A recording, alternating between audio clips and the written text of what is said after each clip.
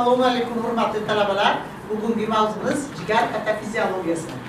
Demak, jigar inson organizmida parenximatоз a'zo. Massasi 1,5 kilogramm bo'lib, u inson organizmida katta bioximik laboratoriya bo'lib hisoblanadi. Jigarning 500 ta funksiyasi bor. Men sizlarga bugun jigarning asosiy bir necha funksiyalari haqida gapirib bermoqchiman. Birinchi vazifasi bu metabolik funksiyasi. Metabolik funksiyasiga kiradi bu metabolizm. Barcha modda almashinuvida jigar qatnashadi. Bularga kiradi uglevodlar almashinuvi, yog'lar almashinuvi, oqsillar almashinuvi, pigmentlar almashinuvi, vitaminlar almashinuvi va demak suv va elektrolitlar almashinuvi. Ikkinchi vazifasi jigarni bu dezintoxikatsion funksiyasi. Dezintoxikatsion funksiyasiga kiradi sog'lom jigar 1 sutkada 150 ml spirtni tozalab berar ekan. Bundan tashqari barcha organizmga kirgan toksik zaharlar, masalan, oqsillar almashinuvining oxirgi mahsuloti ichaklarda hosil bo'ladigan fenol, skatol, indol degan mahsulotlar, bular inson organizmi uchun zahar. O'shalardan 30% qonga so'rilib, jigar orqali borib tozalanadi.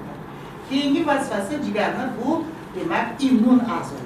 Jigarda biz bilamizki, kufer hujayralar bor. Kufer hujayra nima? To'qmada uni nomi makrofag, qonda nomi uni monotsit. Demak, bizning organizmimizda jigar kufer hujayralardan iborat.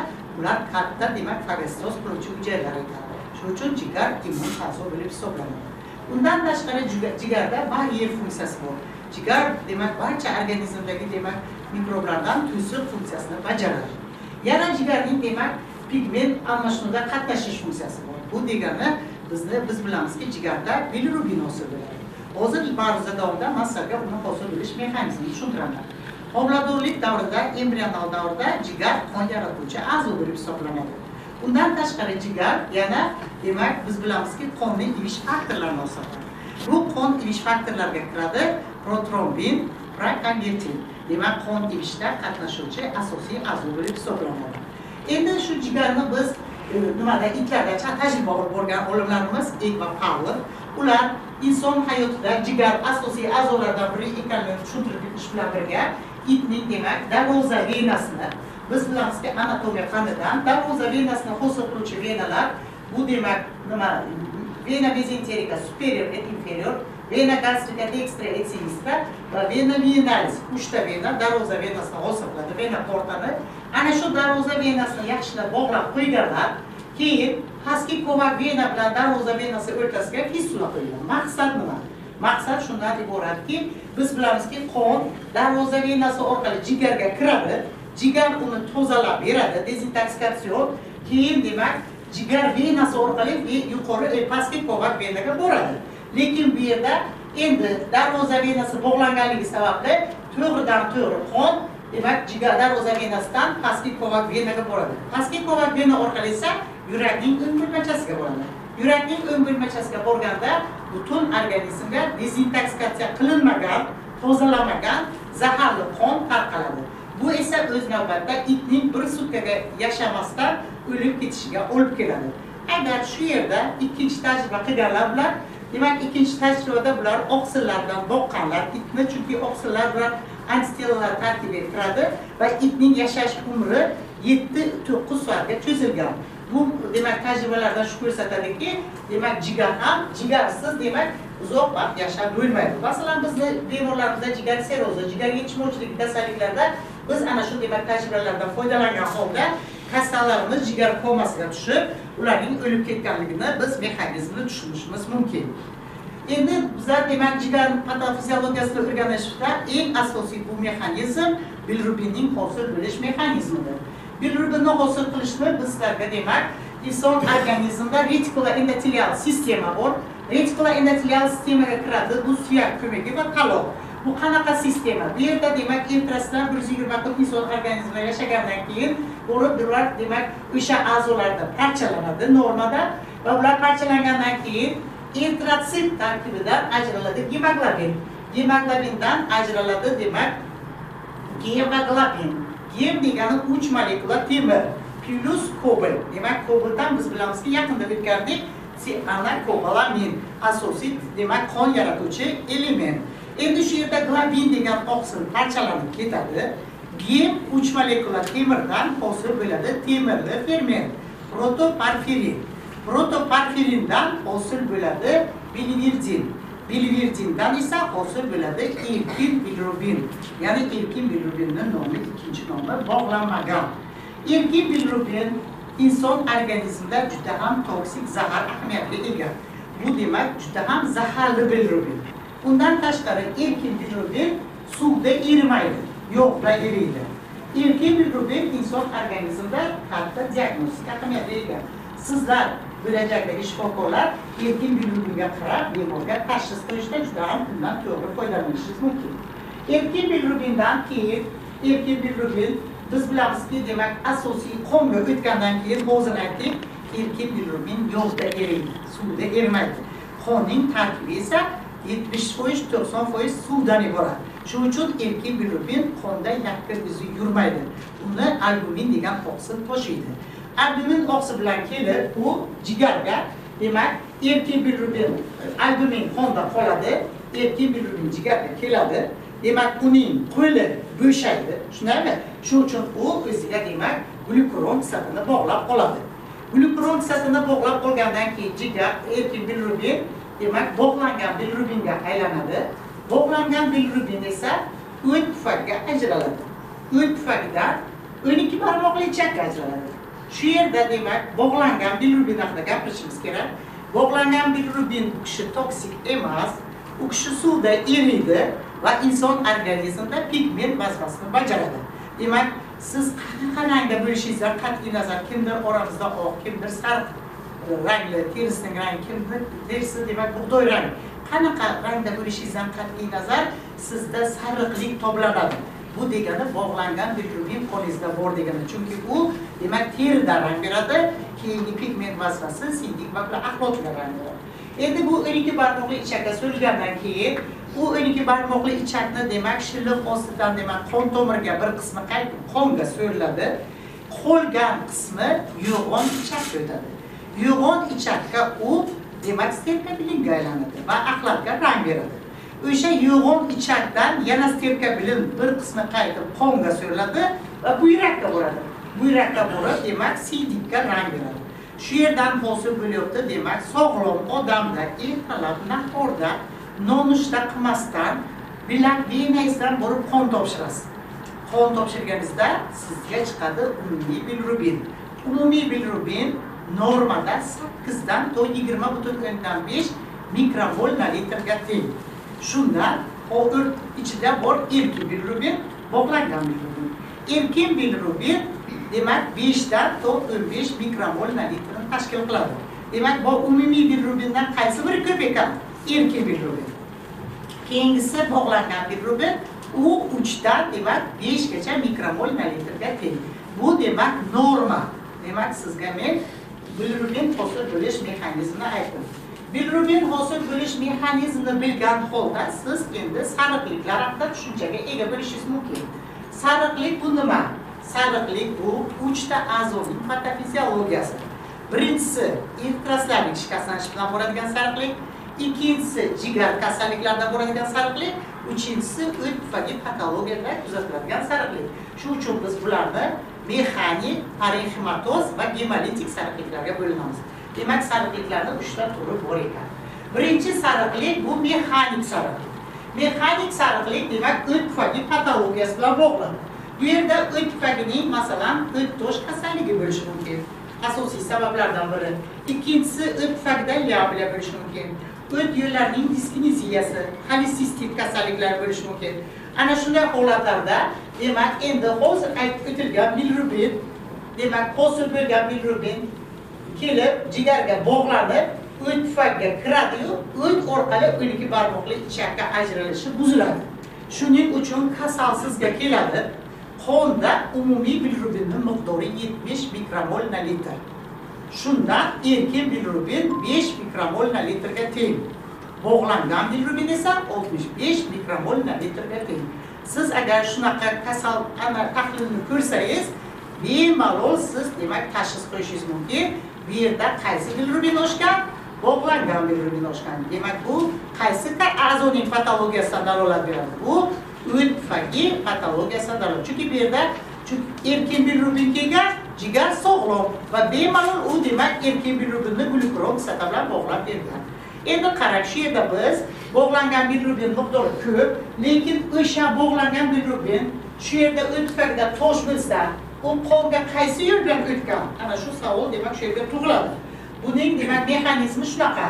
O'tfakda o't dimlanganligi sababli o't devorida, o't kapillarlari devorida demak o't devoridagi kapillarlar o't devorining kengayganligi sababli kapillarlar kengayadi. Natijada shu yerda diffuz yo'li bilan faqatgina bog'langan bilirubin emas, u bilan birga demak o't ham o'tadi. Shuning uchun agar qonga o't o'tsa, xolemiya deydi. Ana endi o'zingiz o'ylang. Hech bir zamonda eshitganmisiz? Molni so'yganda, qo'yni so'yganda o't tufagini qovurib pishirib yeganini yo'q. Demak, o't tufagi doimo olib tashlanadi, chunki u toksik zahar.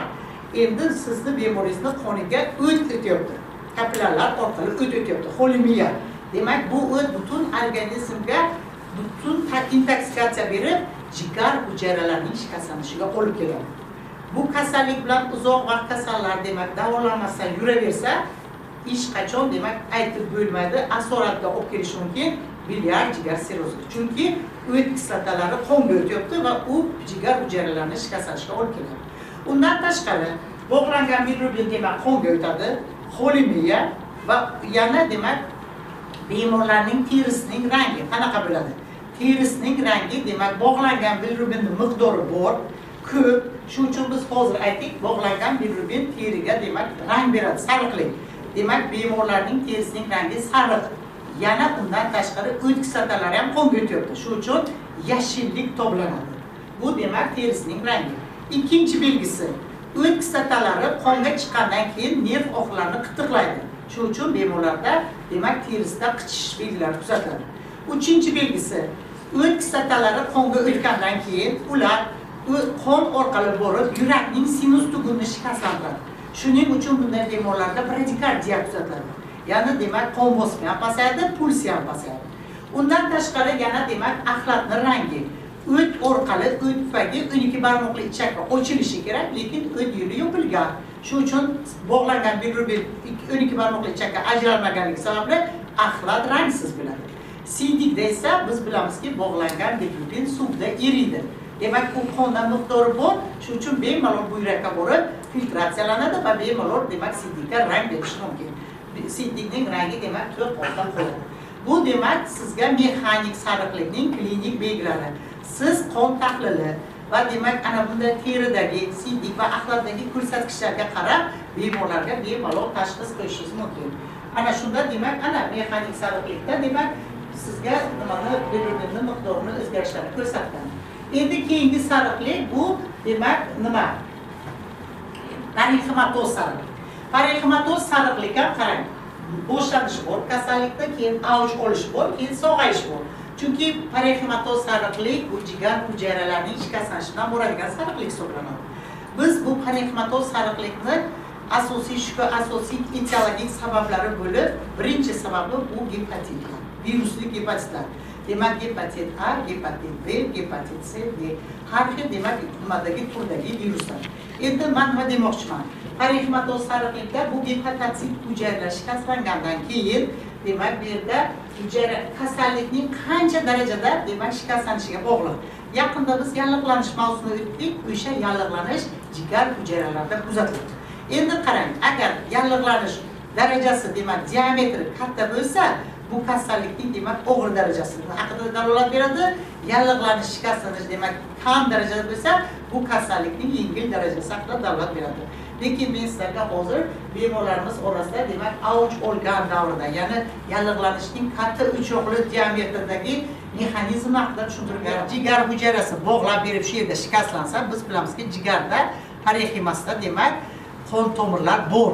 O'sha yerdagi qon tomirlar ham shikastlanadi. Va shu yerda bog'langan bilirubin shu yerdan qonga o'tadi. Shuning uchun endi parexematoz sariqlikda kasal oldingizga kelyapti. Qonda umumiy bilirubinning miqdori 60. Erkin bilirubinning miqdori 40 mikromol na litrga teng. Bog'langan bilirubinning miqdori esa 20 mikromolga teng. Demak, endi bu yerda erkin bilirubin bog'langan bilirubinga nisbatan o'z miqdorda ko'paygan. Lekin baribir ikkalasi ham ko'paygan. Demak, ana shu tahlilga qarab siz bemalol tashxis qo'yishingiz mumkin.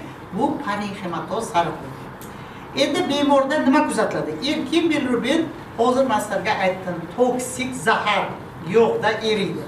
Erkin bilirubin qonda miqdori oshib ketgan. Qon orqali bizni a'zolarimizdan eng asosiy birinchi a'zo bu bo'sh miya. Inson hayotga xavf soladigan a'zo. Bo'sh miyani ichi to'la yog'dan iborat. Endi qarang, erkin bilirubin qonda ko'payapti, demak bemalol gematoensefalik baryerdan o'tib bo'sh miya hujayralarini shikastlantiradi. Undan tashqari erkin bilirubin qonda miqdori ko'payganligi sababli yana nerv oqlarini qitiqlaydi, yana qichishlarga olib keladi. Undan tashqari bemorning terisining rangi bog'langan bilirubindan miqdori bor, qonda ko'p. Shuning uchun bemorning terisining rangi to'q sariq. Axlatning rangi 12 barmoqli ichakka bog'langan bilirubin ajralmayapti, jigar hujayralari shikastlangan. Shuning uchun axlat rangsiz. Lekin bog'langan bilirubin yana demak hozir aytdik, suvda eriydi, qonda miqdori ko'p, bemalol buyrakda demak filtratsiyalanib, siydikning rangi to'q rangda bo'lishi mumkin. Undan tashqari jigar inson organizmida jinsiy gormonlarni inaktivatsiyalaydi. Jinsiy gormonlar inaktivatsiyalanishi bu o'zi jinsiy gormonlar o'zi jinsiy bezlarda hosil bo'ladi, faollashishi jigarda kuzatiladi. Ana endi jigar kasal bo'lsa, parenxematoz sariqlik bo'lsa, bemorda demak jinsiy gormonlarning inaktivatsiyasi tormozlanadi, buziladi. Shu uchun jinsiy gormonlar ayniqsa erkaklarda estrogenlar ko'payib, ginekamastiyalar kuzatiladi. Yoki bular demak jinsiy gormonlar kapillarlarni kengaytiradi. Dekolte va qorin bo'shlig'i zonasida kapillarlar kengayib, teleangioektaziyalar, yulduzchalar va qon quyilish nuqtalari hosil bo'ladi. Bu demak parenxematoz sariqlikning og'ir darajalaridir. Parenxematoz sariqlik bilan bo'lgan bemorlarda demak klinik belgilar, alomatlar shulardan iborat.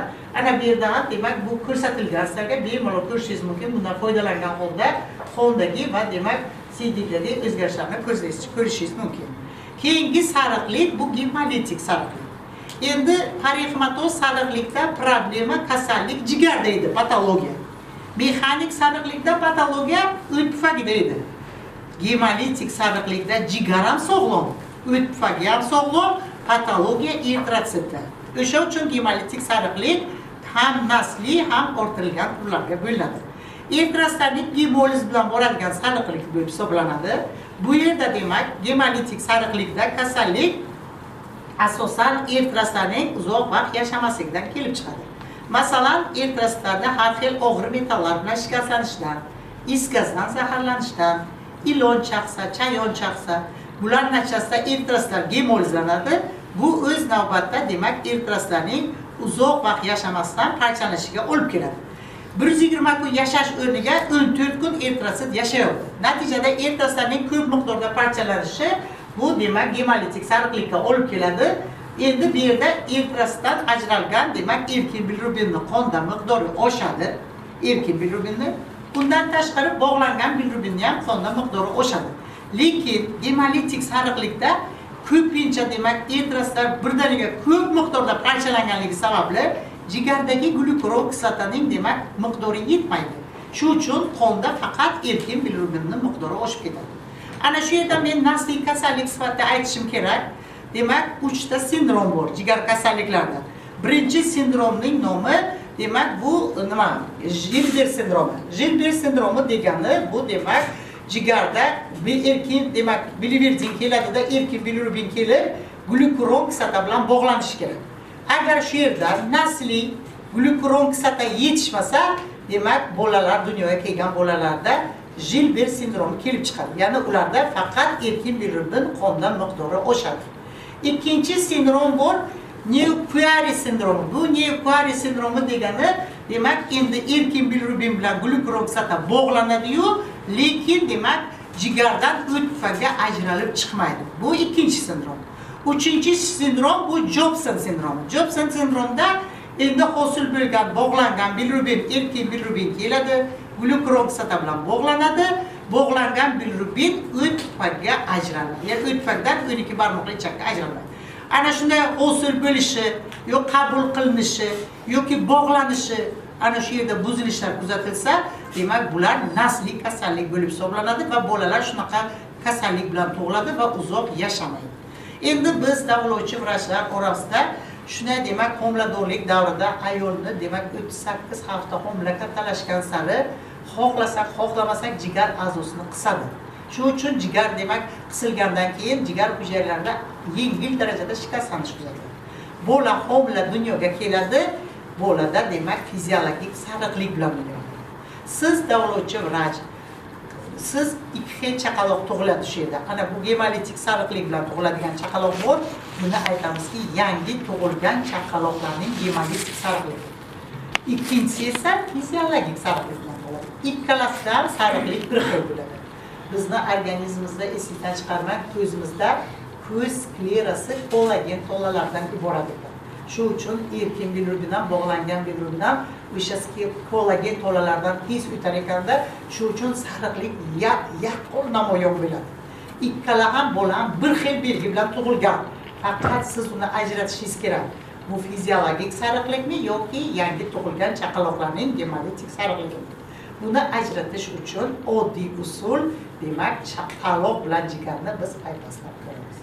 Chunki ertraslar 120 kun yashamasdan tez parchalanib ketsa, ular demak shakli o'zgaradi va ular parchalangandan keyin jigar va taloqqa to'planadi. Natijada ularning kattalashuviga olib keladi.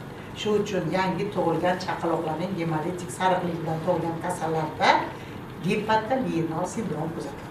Demak, jigar bilan taloqqa talashgan bo'lsa, bu yangi tug'ilgan chaqaloqlarning gemolitik sariqligidan dalolat beradi. Fiziologik sariqlikda esa bu belgilar kuzatilmaydi. Fiziologik sariqlik fanga kiritilgan chilla davri bor. Ana shu chilla davrida ona suti va har xil demak suyuqliklar, suvlar ichish natijasida organizmdan chiqib ketadi va bu normal fiziologik sariqlik deb aytiladi. Ana bu demak sizlarga sariqliklar patofiziologiyasi. Keyingi kasallik bu fiziologik kasallik bo'lib, parexematoz jigar a'zosiga diffuz yo'l bilan biriktiruvchi to'lqinning o'sib kirishi hisoblanadi. Demak, jigar sirrozining quyidagi turlari bor. Bulardan biri demak jigar sirrozining postnekrotik jigar sirrozi, ikkinchisi biliar jigar sirrozi, uchinchisi esa portal jigar sirrozi. Yana oxirgi turi aralash jigar sirrozi. Postnekrotik jigar sirrozi ko'pincha parexematoz jigar sariqlikdan keyin kelib chiqadi. Chunki parexematoz jigar sariqligi bilan kasal bo'lgan kasallar 6 oy parhez qilish kerak. 6 oyda jigar qayta tiklanadi. Lekin xalq orasida parhezni buzib, 5-chi demak stolni nimasini 5-chi demak ovqat rejimini buzib, parhez buzib ovqatni buzgandan keyin hujayralarning demak shikastlanishi kuzatiladi. Ayniqsa esingizdan chiqarmang, gepatitlarning ichidan virus C virusi juda xavfli. Hozirgi kunda juda ko'paygan. Chunki siz qaysi nimaga bormasangiz, yigitlarimiz orasida demak ular sartaroshxonaga ko'p qatnaydi. Qizlarimiz ginekologiya nimalarga boradi yoki stomatologiya klinikalarga borganingizdan keyin siz albatta ishlatiladigan instrumentlardan ehtiyot bo'lishingiz kerak. Chunki gepatit C bilan kasallangan bemorlarni agar sizga asbob uskunalarni ishlatsalar, bemalol sizga kasallik yuqishi mumkin. Gepatit C'ning nimasi xavfli? Gepatit C qon orqali virus kelib, jigar hujayrasining sog'lom jigar hujayrasining yadrosiga o'zining denkasini tashlaydi. Siz endi o'ylang, siz gepatit C'ni virusni o'ldirish uchun demak birinchi siz sog'lom hujayrani shikastlanishingiz kerak. Chunki hujayraning ichida begona DNA tashlangandan keyin o'sha hujayra uchun kerak bo'lmagan oqsil sintezlanadi. Va bu o'z navbatida ichkaridan hujayralarning shikastlanishiga olib keladi. Shuning uchun demak postnekrotik jigar sirrozi kuzatiladi. Ikkinchisi biliar jigar sirrozi, bu asosan hozir aytdik mexanik sariqliklar tufayli kelib chiqadi. Ya'ni o't kislotalarining shikastlanishi tufayli. Uchinchisi demak portal jigar sirrozi, bu demak darvoza venasining ustiga biriktiruvchi to'qima o'ssa portal jigar sirroziga olib keladi. Undan tashqari keyingisi demak jigar sirrozi, bu asosan sabablari nima? Etiologik omillar. Hozirgi kunda Amerikada, Rossiyada eng asosiy sabab bo'lib alkogol hisoblanadi. Nima uchun? Hali pandemiya davri butun dunyoni demak larzaga soldi. Ko'p kishi kasal bo'lsa, bo'lmasa vahimaga berildi. Ana shu vahimadan chiqish uchun antidepressant sifatida bizni demak xalqimiz ko'pincha alkogol iste'mol qilyapti. Shu alkogolni iste'mol qilgandan keyin ular vahimadan tez chiqishni o'ylayapti. Bu noto'g'ri fikr. Undan tashqari alkogol ishlatishdan yana sabablardan biri ular demak kasal bilan agar kontaktda bo'lsalar, o'sha alkogol qabul qilgandan keyin o'sha koronavirusni demak chaqiruvchisi o'lib ketadi degan noto'g'ri fikr yuritiladi. Bu noto'g'ri fikr. Chunki sog'lom jigar bir sutkada 150 ml aldegiddni tozalab beradi. Endi demak O'zbekistonda esa asosiy sabablardan biri bu demak biologik faktor virusli gepatitlar. Ikkinchi o'rinda qarang virusli gepatit, uchinchi autoimmun gepatitlar, to'rtinchisi jigardagi qon aylanishining buzilishi, beshinchisi o't yo'l kasalliklari, o't tosh kasalliklari, oltinchisi jigarning metabolizmining buzilishi. Keyingisi dori vositalarining demak jigarda to'planishi natijasida va kriptogen omil. Dori vositalarga kelsak, hozirgi kunda ana o'tkir respirator kasalliklar juda ko'paygan. Har xil demak kasalliklar bronxit bo'lishi mumkin, pnevmoniya bo'lishi mumkin. Qaysi kasallik bo'lishidan qat'iy nazar bizlarning kasallarimiz ko'pincha antibiotiklar qabul qiladi. Esingizdan chiqarmang, nimaga qanaqa dori preparat qabul qilsangiz, to'g'ridan to'g'ri oshqozonda u demak qisman parchalanib, ichaklarda to'liq parchalanib, qon orqali to'g'ri jigarga borar ekan. Jigar uni bizga nima qilib berar ekan? Tozalab berar ekan. Shuning uchun eng katta demak zo'riqi jigarga tushar ekan. Albatta ana shunaqa ko'p antibiotiklar qabul qilish o'z navbatida jigar sirroziga olib keladi. Endi keyingisi bu jigar sirrozining demak klinik belgilari aniqlangan makro preparatlar, ular demak kasallarda tayyorlangan biriktiruvchi to'qimalar o'sib chiqqan. Keyingisi demak yana jigar sirrozida har xil demak post-nekrotik jigar sirrozida demak o'zgarishlar kuzatilgan, bu yerda tug'ular hosil bo'lgan. Keyingisi demak bu jigar sirrozining har xil mikropreparatlarda o't yo'llaridan problar hosil bo'lgan. Qarang, bu chunki biz bilamizki jigar qon ivish faktorida qatnashadi, hosillar. Agar jigar kasal bo'lsa, qonning ivish faktori ham buziladi. Natijada qon tomir devorlari ham shikastlanadi. Yaqinda biz tromb hosil bo'lish mexanizmiga o'tganda qon tomir devori shikastlansa, demak qon tomir devorida shikastlanish tufayli demak Virchowning triadasi birinchi belgisi masalan etiologik omil tromb hosil bo'lishi mumkin bo'ladi. Shuning uchun ana shu tromblar hosil bo'lganligi sababli jigarda mahalliy qon aylanish buziladi va bu ishmiyaga olib kelib jigar hujayralarining shikastlanishiga olib keladi.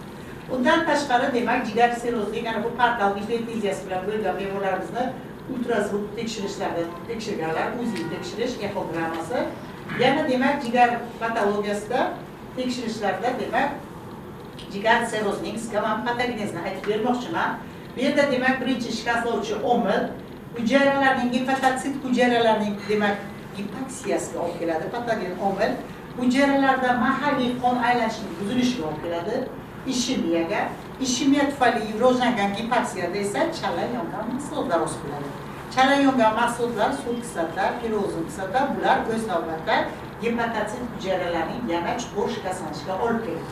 Bu yerda demak birlamchi alteratsiya, ikkilamchi alteratsiya gepatosit hujayralarida, keyin demak eksudatsiya, leykotsitlar emigratsiyasi va natijada demak parenximatoz a'zo jigarni 5% biriktiruvchi to'qimadan iborat qaysi uni bo'laklarga ajratadi va ana shu yerda hosil bo'lgan yallig'lanish tufayli demak yallig'lanish o'choqlaridan biriktiruvchi to'qimaning diffuz o'sishi kuzatiladi.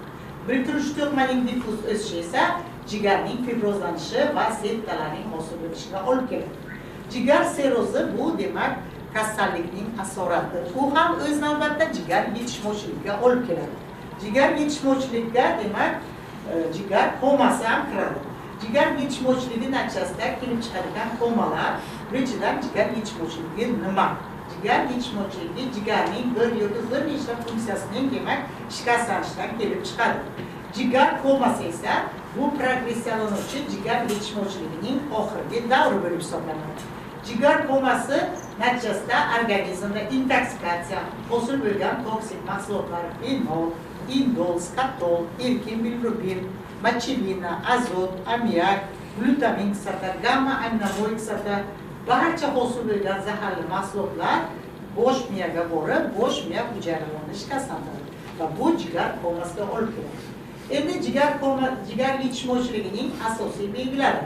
Birinchidan demak biz aytdik, jigar inson organizmida katta metabolik funksiyani bajaradi. Shuning uchun jigarda demak birinchi buziladigan belgilar bular demak karbon-suvlar almashinuvining buzilishi.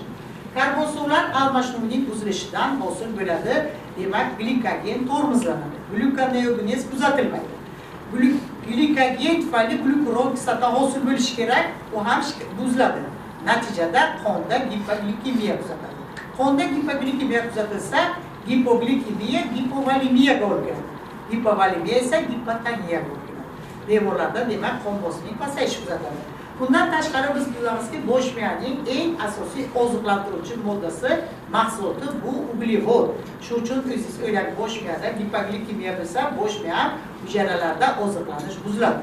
Bu o'z navbatida bosh miyaning hujayralarining shikastlanishiga olib keladi. Ikkinchisi lipidlar almashinuvining buzilishi. Yog'lar almashinuvining buzilishidan past zichdagi lipoproteinlarning hosil bo'lishi tormozlanadi. Past zichdagi lipoproteinlar esa har doim bizning qonimizda yog' kislotalarini to'shiydi. Natijada past zichdagi lipoproteinlarning hosil bo'lishi tormozlanganligi sababli yog' kislotalar borib jigarga to'planadi va jigar gepatoziga olib keladi. Keyingisi oqsil almashinuvining buzilishi natijasida ammiak, azot, mochilina qonda to'planib ketadi. Bu o'z navbatida esa uning miqdorining oshishiga va bosh miyaning shikastlanishiga olib keladi.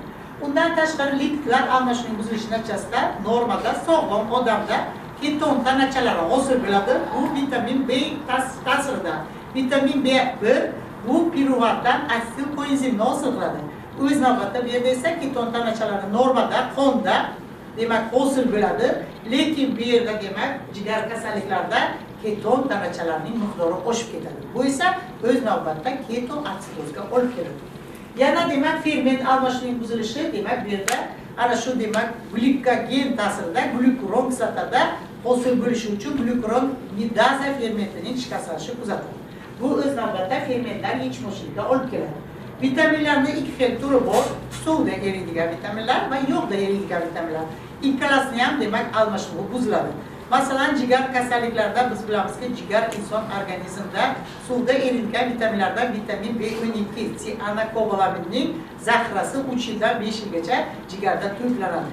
Agar jigar kasal bo'lsa, jigar yetishmovchilik bo'lsa, vitamin B12ning zaxirasi ham demak shikastlanib ketadi, to'planmaydi.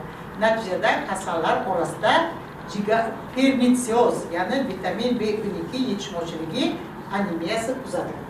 Undan tashqari jigar demak antitoksik funksiyalari buziladi. Demak dezintoksikatsiyon funksiyasi ham buziladi, zaharlantirish. Undan tashqari demak bizlar demak alkogol natijasida qarab jigarni demak qanday o'zgarganini ko'ring. Demak alkogol natijasida jigardagi yetishmovchilikda ana shunday yog'larning to'planishidan jigar sarg'ayib qolgan. Keyingisi demak jigar yetishmovchilikda komalar kelib chiqadi. Bu komalar bir necha turlarga bo'linadi. Komalarning birinchisi demak shuntli koma. Shuntli koma ek va Pavlov fistulasini ko'rsattirsa, esingizda bo'lsa, bizlar demak kasallarimiz orasida ko'rganmiz, tajribalarda olimlarimiz tomonidan aniqlangan shuntli koma qanday rivojlanadi? Shuntli komada demak darvoza venasida agar portal jigar sirozi bo'lsa, bemorlar orasida portal jigar sirozi ta'sirida darvoza venasi demak bosiladi biriktiruv nima bilan.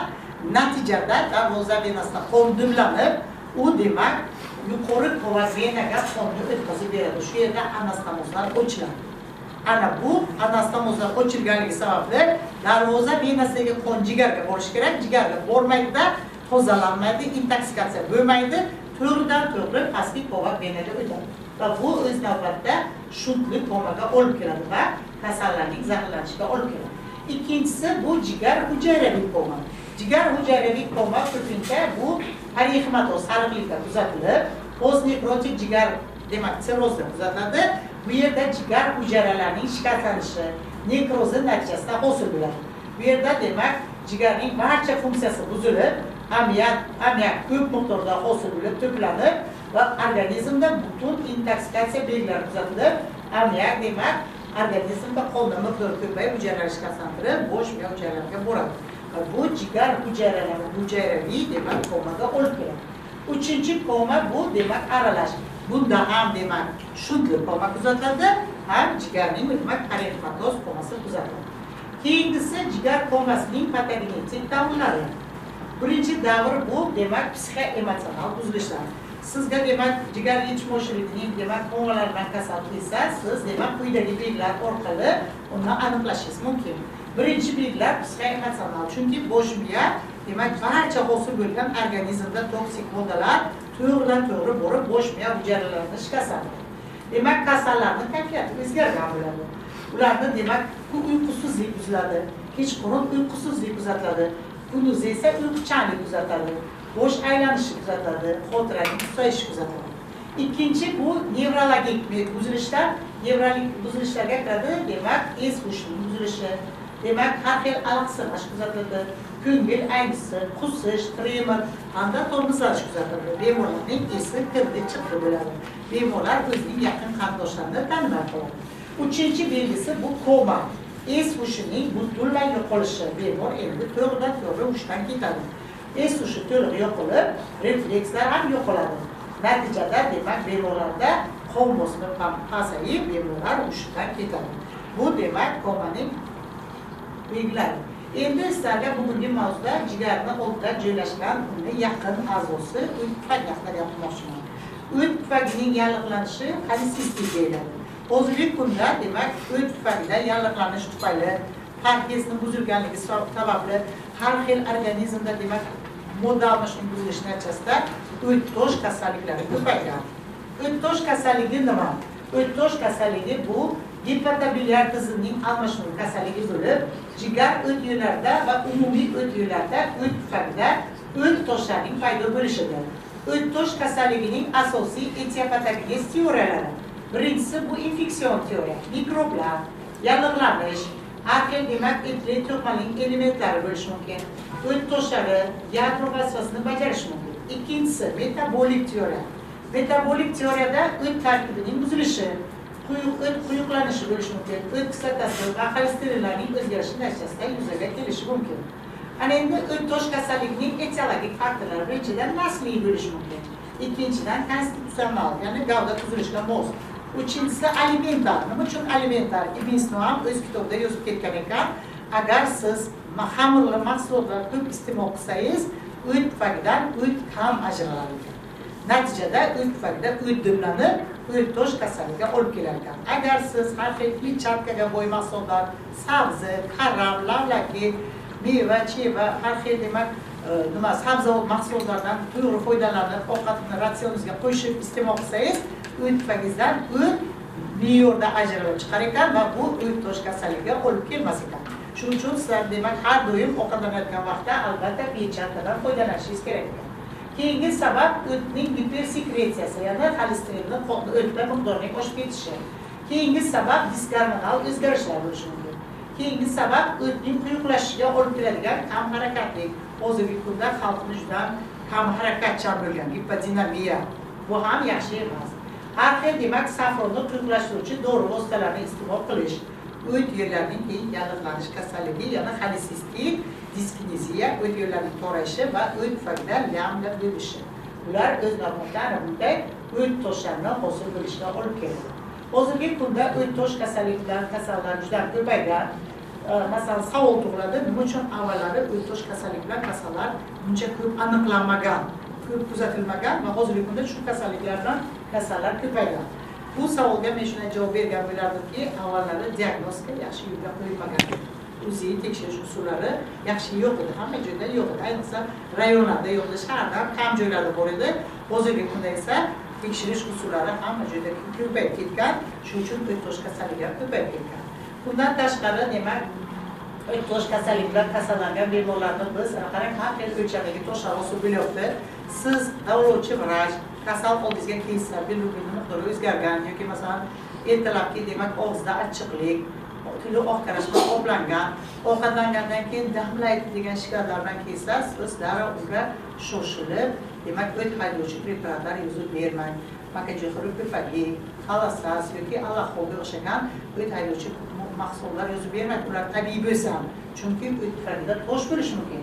O't tufagidagi tosh esa siz har xil demak o't haydovchi preparatlar yozib berganingizdan keyin ular demak toshni haydatadi.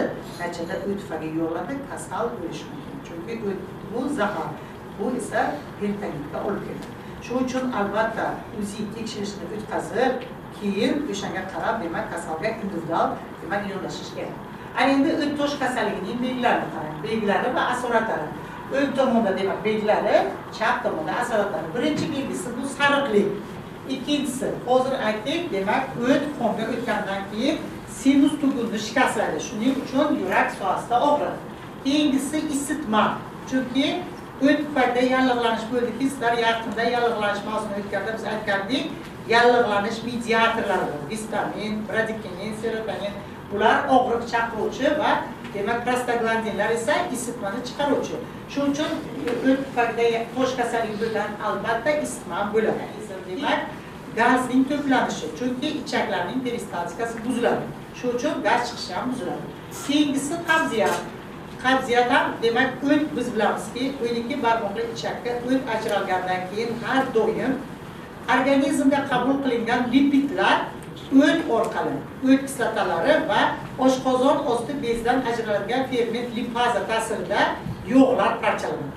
Lekin o't tufayli tosh bo'lsa, o't tufayli yallig'lanish bo'lsa, o't ajralmagandan keyin yog'lar parchalanadi. Parchalanmagandan keyin yog'lar axlat bilan tashqariga ajraladi, bu gaz tepib tayyorlaydi. Shuning uchun albatta qabziyat ham kelib chiqadi. Jigar sohasida og'irlik hissi. Demak, o't tufayli yallig'langan kasallarda albatta o't tufayli dimlanadi, o't tufayli kattalashuviga olib keladi va o'ng qovurg'a ostida og'irlik hissi seziladi. Keyingisi demak ko'ngil aynish va qusish. O't ajralmagandan keyin ovqat mahsulotlari ingichka ichakda to'liq parchalanmaydi. Natijada demak ular toksik zahar axlat toshlarni hosil qilib, qabziyat tufayli bu axlat toshlar qaytib ichak epitelidan qonga so'yiladi. Qonga so'yilgandan keyin demak bosh miyaning ko'zloq osti va demak qusish markazlarida borib tiqiladi. Natijada bemorlarda ko'ngil aynish, qusish va ishtahaning pasayishi kuzatiladi. Undan tashqari jigarda sanchiq kuzatiladi. Chunki biz bilamizki, o't tufayli jigarga demak yopishib turgan a'zo hisoblanadi. Lekin bir narsani esingizdan chiqarmang, jigarning o'zi kasallansa, unda nerv oqimlari yo'q. Shuning uchun og'riq chaqirmaydi. Lekin o't tufayli demak tosh bo'lsa agar, albatta u jigarga yopishib turganligi sababli o'yinchi adashgan nervni qo'zg'atib va jigarda demak shu yerda og'riq kuzatiladi. Endi asoratlari. Birinchi asoratlari bu o't tufaylining istisqosi. O't tufayli agar tosh bo'lsa, o't tufaylining shishiga olib keladi. Demak, o't tufayli suv to'planadi, istisqo. Keyingisi o't tufaylining teshilishi, ya'ni peritonitga olib keladi. Meni o'zimni shaxsan gastroenterologiya bo'limida ishlaganimda, praktikamda bitta kasal kelgandi. Unda o't tufayli tosh bor ekan. Bu o't tufayli tosh gangrenali tosh.